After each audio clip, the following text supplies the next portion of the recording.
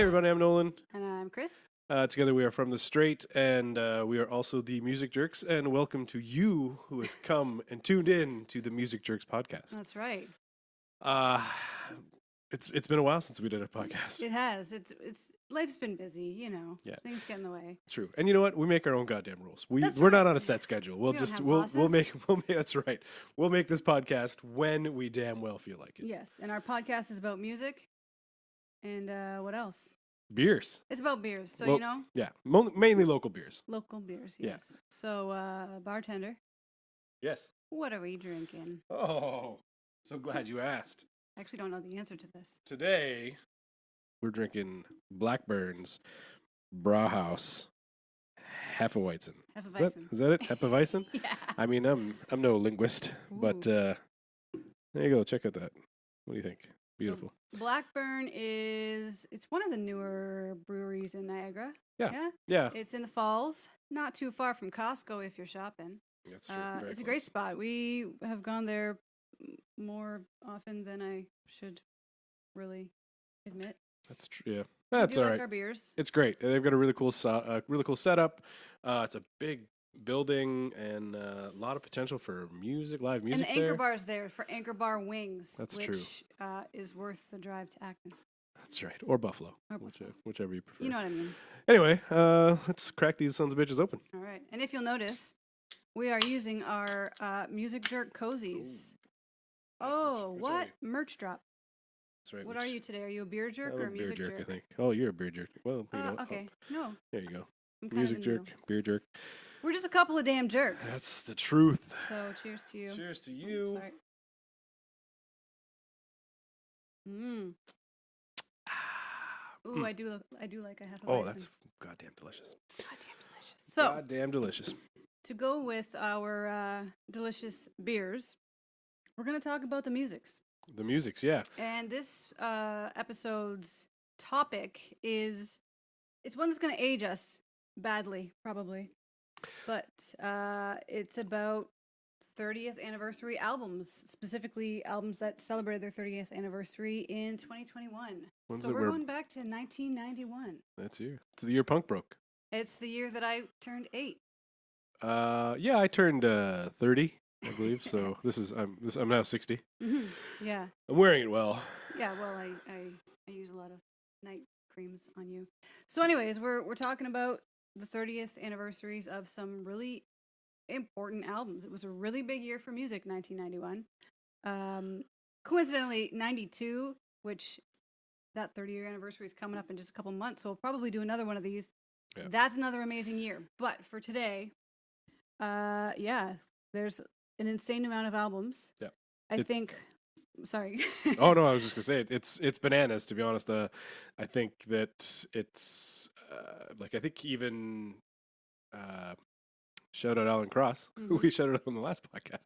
But we had him in town recently, and I think we had a little discussion of 91 albums. He did, yeah. And it was just a banner year, and it's I mean, you can do your own research, but if you don't feel like it, You don't have to. we're gonna run down some for you. Some of the ones that meant And I think something to that's- us, Yeah. and some of the ones that were significant. And Breaking some boundaries. yeah, I think that's a big part of it, though, because it's very 91. Like I said, I was 8 and you were 30. yeah. He's a little bit older than me, but not that much. So it was an important time in our upbringing. So Should we just get the first one right out of the way? I was about to, yeah, yeah, because it's the, most the elephant obvious in the one. room is that Nevermind, Nirvana's Nevermind, obviously 1991. I don't know if you've heard of it. Yeah, arguably, A little the album. biggest record of our lifetimes. Mm-hmm. Yeah, it's just one of those records that you cannot escape it. No, so I don't even think we need to go into that one because it's not like there. I mean, I'll be honest with you. It is so well known that even my mom would know it. Yeah. And I'll have you know, my mom recently read the Dave Grohl book, and now she even knows that he was in Nirvana, which she didn't know before. So see, people can learn things. Discovering. I love But it. if my mom knows that is an album, then you know that was an album. So we don't need to talk about Nevermind, I don't think. Unless you want to. No, I was just gonna. I mean, for me, I will just say the importance of that record for me is just I always say that there's like a handful of records that kind of shaped me into the music jerk that I am and musician that I am. And Nevermind is one of those ones that definitely made it okay to write songs. Yes. I guess. Yeah. Because It was they're brilliant songs, and Kurt Cobain is a brilliant songwriter. But at the time, having been a guitar player for a short amount of time, I was like, wow, I could string together like four power chords and do the soft verse, loud chorus, and get out all that teen angst and rage and stuff. Now and you're allowed. Yeah. Favorite song from the record? Oh, you know what? That's one that it changes. Right. It is. It's a shift. And I think all of the best albums are like that. Yeah. It depends on your mood. Like I remember listening to that nonstop. That and In Utero actually on the grade 8 class trip to Ottawa. That's what I was listening to there and back for whatever reason, and I was the only one. But I think same. I think it just shifts. I think as I've gotten older, I've gotten to appreciate like the hits again. I think. Yeah. Like now I hear "Come as You Are" and I'm like, oh man, what a great tune. And I think at the time it was like, all right. Yeah, because it's the same with any single, right? Yeah. Yeah. Anyway, so for a record we said we weren't going to talk about. We just did. Yeah, because hey, what are you going to do? But I'm going to be honest, like when I was putting together a list for this podcast, we had already seen some blogs had posted the top 30, the top 40. Sorry, our dog is going nuts behind us because she's a puppy and doesn't know any better. Yeah. Shout out Chloe. Shout out Chloe and Gus too because he's great. Anyways, as I started making this list of albums that I thought were more important to us, like it was never ending. This took a long time looking through all of them because there were so damn many. So I made a list of some that I think you and I like or some that are worth talking about, and also some notable mentions such as Mariah Carey's Emotions, which I don't give a shit about. Big I record assume in my you lifetime. don't give a shit about. Oh, bite your tongue. Yeah? Me and Mariah. But that was back. Wasn't that back when she was still like the pacifiers. good little girl? Or was that just past it? Because remember she was probably, like a... Yeah, I think she was still the... I don't know which one's my head. But anyway, so that's... Things like that came out, and like Roxette's Joyride, and... Oh, gosh. Okay. Anyway, all right. Lay them on me. What do you got? Okay. For me, first glance, some of my top favorites from 91, some obvious ones like Pearl Jam 10 came out that year. Who? Poil Jam. Oh, okay. The Pearl Jams. That's with Eddie Vedder, right? Eddie Vedder, yeah. Right, yeah, yep. yeah. And Soundgarden, Bad Motorfinger. Yeah. That's a big year. Okay, yeah. Not only did Use Your Illusion 1 come out, Guns N' Roses, Use Your Illusion 2 also did. A record's so sprawling, they gave it the same name and just... Yeah. Sequeled it. One that's probably not so obvious, and this has a lot to do with my childhood as well. Skid Row's Slave to the Grind came out. So most people watching this probably also don't give a shit about that album or Skid Row in general and think Sebastian Bach's a dick. You're not wrong. But in my family, we are Skid Row fans. So I grew up as a Skid Row fan. Most of the albums that I listened to were the result of my older sister, who is the same age as this man here. And she would make me mixtapes, and that's how I know most of these songs. Because again, I was 8. So Skid Row. The first album was great, sure. Slave to the Grind, though. That one has more to it. I think I always feel that Slave to the Grind in particular gets hosed and put into a category that it doesn't belong. Like it gets in that hair metal. No, but it gets shafted into that hair metal thing, and that is like that's a metal record. It's not only is it a metal record, it's just a great the metal record. ballads like Wasted Time and In Darkened Room and Quicksand Jesus, and then Slave to the Grind itself and Monkey Business. Those are hard ass songs. Yeah, those are great. Slave songs. to the Grind is hard as fuck. I love that song. I still listen to it all the time. Yeah. I mean, we sing along in the car constantly. When I pick up my guitar, a lot of time I end up playing Monkey Business. That opening riff is just It's a great album. So for all of you who have maybe snubbed Skid Row because you classify it give it a listen. Give that album a listen because it's amazing. In the same vein, I'll say Motley Crue's Decade of Decadence. For me, again, it's because I grew up listening to Motley Crue. So that's an important part of my growing up. Right. And I remember when that album came out, and it was, that's their first hits album, which wouldn't really be important to most people. For me, it's notable because love me some Motley Crue, especially then. Yeah, and I think like I had said earlier, we brought it up. I think that is a kick-ass version of Anarchy in the UK. Mm-hmm. And what was the single from that? There was a single from that too, right? Yeah, I can't. And shout, let that mother out. Isn't that? Oh, that one? is that the one? I think Yeah, I that's don't it. remember. Oh crap! Yeah. But anyway, That's 30 years ago. Yeah, Damn it. That's right. I know. But there was a single from that was really, really good. Yeah. Underestimated Motley Crue track. Before I throw it over to you for a couple of yours, because there's a lot to go through here, and we want to talk about all of them, but you don't have the damn time.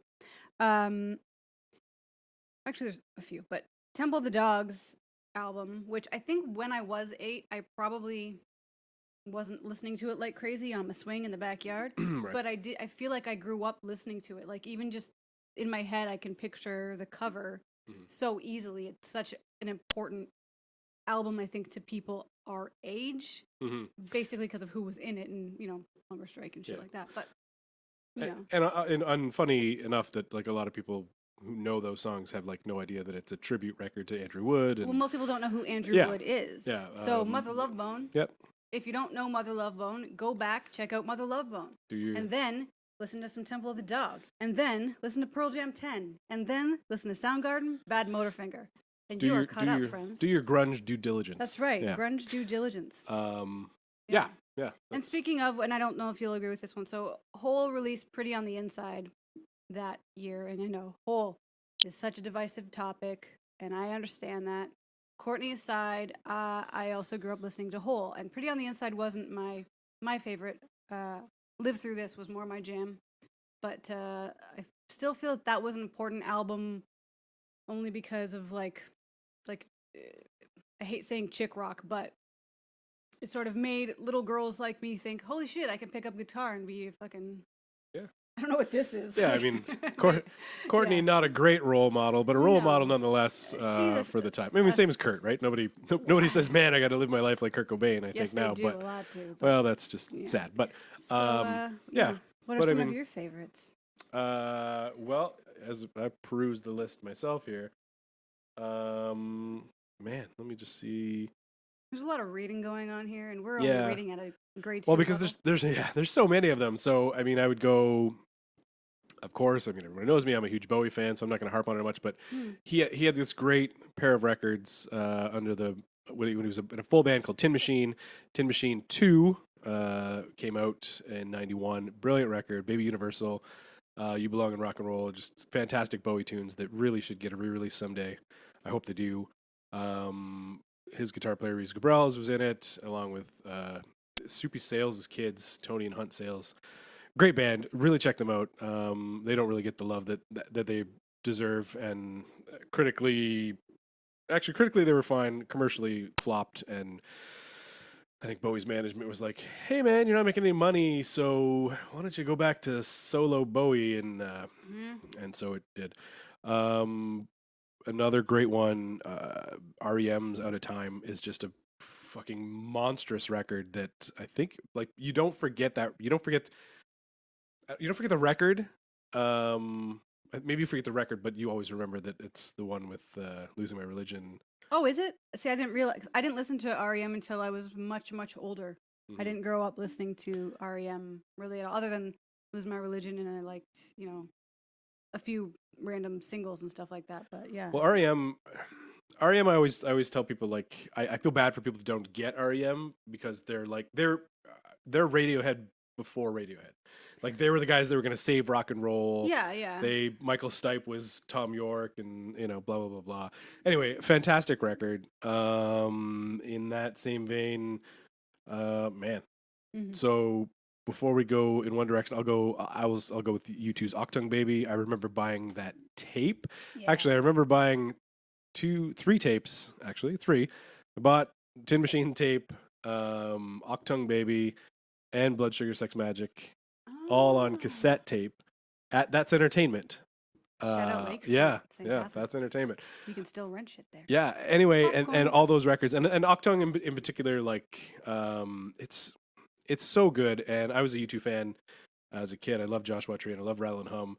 And this new direction or new soundscape that they put out was just mind blowing. I remember thinking that when he put on the bug glasses and he kind of Bono had this whole persona and the Edge with these crazy guitar sounds, just something fresh in my ears anyway, in my adolescent ears, and I thought this couldn't be the same band, but there it was. That was Octung Baby, still a brilliant record, and I think actually one of those records that's beginning to end. It's one of those records that you can listen to if you're a U2 fan, or I saw you roll your eyes a little bit, but no, I just don't like Bono. No, but it is one of those records that just like every song is a hit. I think must have been like 6 singles from the record in particular. Well, it's funny though, because you mentioned in your tape purchase from That's Entertainment, not a sponsor, but could be, you mentioned Blood Sugar Sex Magic. And the Chili Peppers are another divisive subject because people love to hate the Chili Peppers. Another one I grew up listening to, I grew up loving the Chili Peppers. And after Californication, I don't care anymore. But their old stuff, I will still happily listen to it. And I can see how people don't like it, but it's so ingrained in my brain, in my being. And Blood Sugar Sex Magic is, that's a classic album to me. And maybe that sounds bad because 30 Years is classic, yeah? Yeah. It's one that I will always enjoy going back to. For me, that's another like grower, not a show. Grower, not a show. Yeah, no, because, for sure it is. Like I put it on a little while ago, and I remember being like, "Man, The Righteous and the Wicked is so fucking good, and Funky Monks is so good." But I mean, aside from the singles, like I don't much care for the singles at this point because all of the Chili Pepper singles have been played to fucking death, and I can't handle any of them. If I hear them on the radio, they easily get switched off. Yeah. But the filler of Blood Sugar Sex Magic is just so goddamn good. Yeah, it's Sir Psycho Sexy is just a brilliant piece of work. I would like to listen. Shout out Rick Rubin, I think is the guy that really Rubin. Jeez, how's your career, bud? You did great. Good for you. Can I have your money? Yeah, I'm gonna switch off from some of the grunge ones. Some of the others that meant something to me was big 1-2 hit of EMF's Sherbert Dip and Jesus Jones' Doubt. Both monstrous singles on each. Unbelievable and Right Here, Right Now. But bands that don't get the love that they deserve, I think, for... Not anymore, but at the time, I mean, who doesn't know? I mean, they're still making money off both those songs. Oh, they still, they're fine. But great records nonetheless. Like if you actually go and listen to those records, fantastic. In Excess's live record, Live Baby Live, or Live Baby Live, if you want to use the lyrics. Just a brilliant record. I mean, I love In Excess, and I think that they're criminally underrated. I don't think I trust anyone who doesn't like them, because what's not to like? Like it's I just feel like they're one of those bands though that people don't remember. Like when you put them on, you put them on a playlist or something like that, and they're like, "God damn, Devil Inside" or New Sensation. You're like, Suicide Blonde, Disappear. Yeah, no, hit after damn hit. That's right. Yeah. Anyway, and that was live. I think that was at Wembley Stadium, and it was just monstrous. Couple more. So a big one for me. It sounds silly, but as an adolescent who, wet his beak in hip hop. I say wet his bed. Wet his bed and wet his beak. I fucking loved Ice-T's record, Original Gangster. Also from, I think it was actually kind of came out around the same time as the movie New Jack Hustler. Has the single New Jack Hustler on it. It's one of those like first hip hop records that I memorized a lot of the lyrics, and they were like rapid fire too. I would really like you to rap. So it was pretty badass. Hustler. Hustler. New Jack. He does know what does it for me. Yeah, that's right. And another one I think that we can both jump in on too. Then is Public Enemy's was it Apocalypse or what it was actually called? It's on the list. Yeah, Apocalypse 91. The Enemy Strikes Back. Black, yes. Right. Anyway, that and coupled with the Anthrax record, I believe, right? I mean, for me, the Anthrax Attack of the Killer Bees, it's a B-sides and rarities album. So I wasn't going to count it, but the reason I have to is because Anthrax and Public Enemy together on Bring the Noise, I cannot tell you the importance of that song in my life and my family. We even had it at my sister's wedding, and all of us went nuts for it because that's just I don't know what it is. Yeah. The dogs are being She's disruptive. chewing on phone cords. Is she? Yeah. Mm. So, anyway, sorry to interrupt Anthrax and Public Enemy, and right now Public Enemy number 1 is our dog named Chloe. Mm-hmm.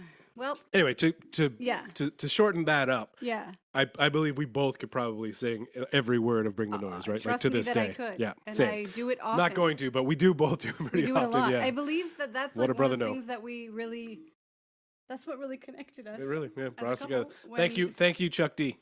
Yeah, I mean, thank you, everyone. Yeah. For putting that together for us. One that I can't believe I forgot to mention. Mhm. And it's not necessarily. I mean, it is important to me in its way, and it's probably important to you in its way, but just importance in general.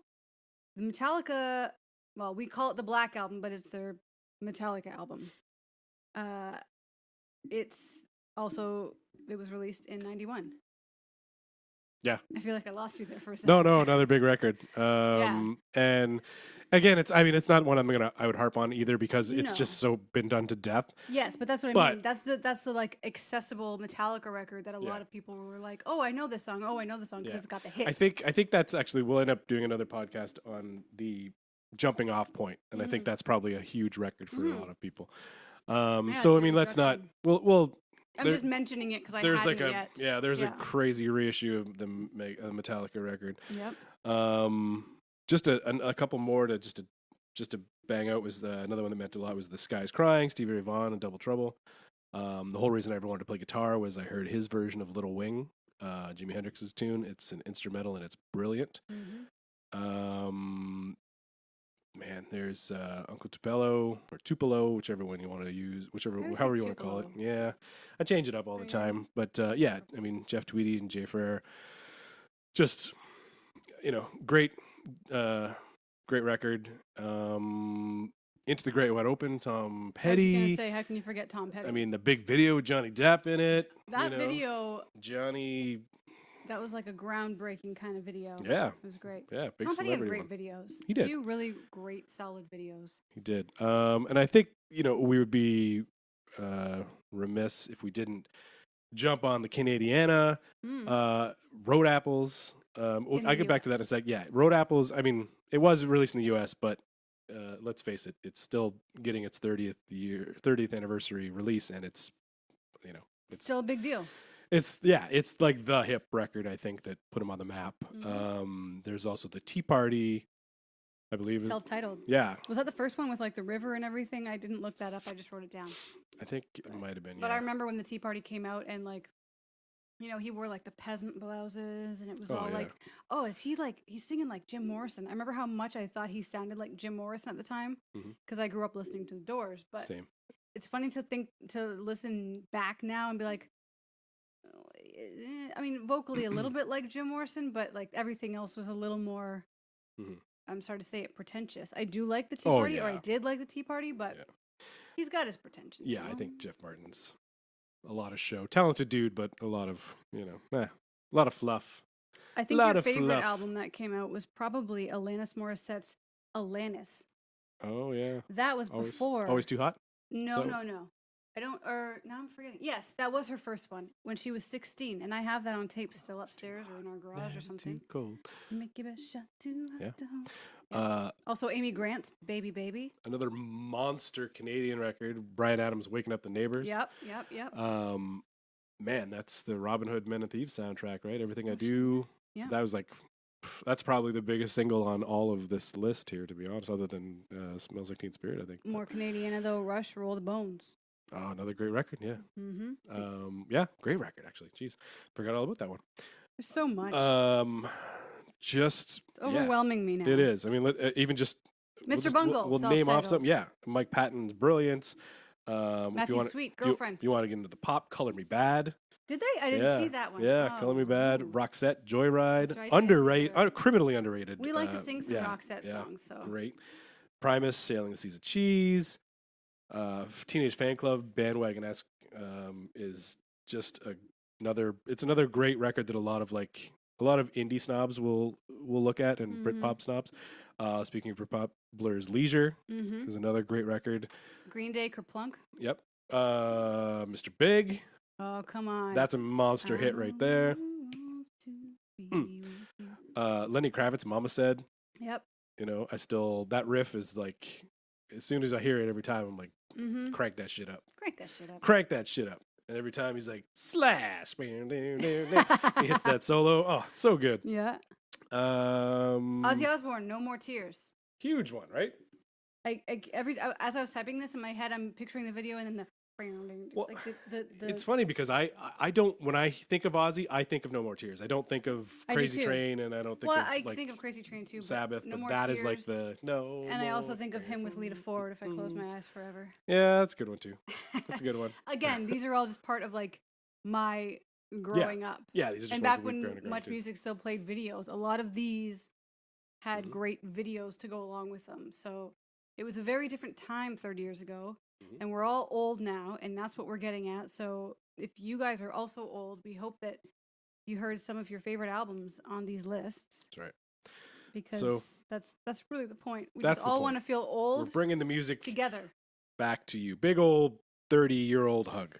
Oh God. Yeah. Yeah. I mean, we'll be back with another podcast, I think. We sure will. Soon. Probably with guests next time if our dog can behave herself. Yeah. Yeah. Shout out Blackburn. Blackburn. Thanks for this delicious beer. Mm-hmm. And keep on trucking. I don't really know how we sign off this. What did we do last time? Sir. Oh. We just cheers and said peace out. Bye. Bye. Bye. See you next time. See you next time, friends. Let's go.